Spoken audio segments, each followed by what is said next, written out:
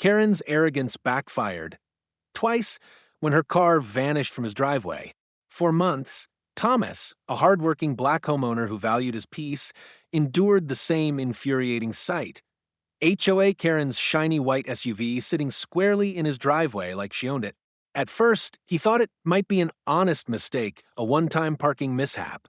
But as the weeks passed, it became clear this was no accident. Every morning, her car blocked his way, forcing him to leave late for work, and every time he confronted her, she'd roll her eyes, smirk, and say, "It's just a driveway. You people are so dramatic." Those words burned in his chest. Thomas filed complaints to the HOA, but of course, Karen's friends on the board couldn't find evidence of wrongdoing.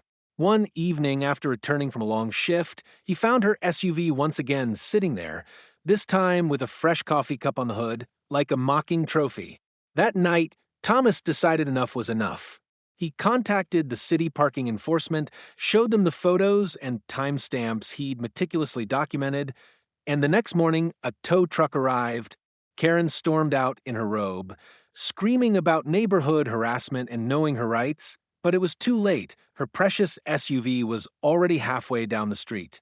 You'd think she'd learn her lesson. Instead, she doubled down. 2 days later, the SUV was back in his driveway, parked more crooked than ever. Thomas didn't even blink. He made the call again, and within an hour, the truck returned. This time, Karen's screams drew neighbors out of their homes, many filming her meltdown. She accused Thomas of targeting her because she's white, but the footage told a different story, a long history of her entitlement. The HOA board, faced with undeniable public backlash and proof of repeated violations, was forced to fine her heavily and revoke her parking privileges in common areas. Karen now walks 2 blocks from the visitor lot every day, glaring at Thomas's house like he's the villain. But Thomas? He just smiles, sipping his coffee on the porch each morning, finally enjoying the clear, empty space in his driveway. Justice, it turns out, is best served with a tow truck twice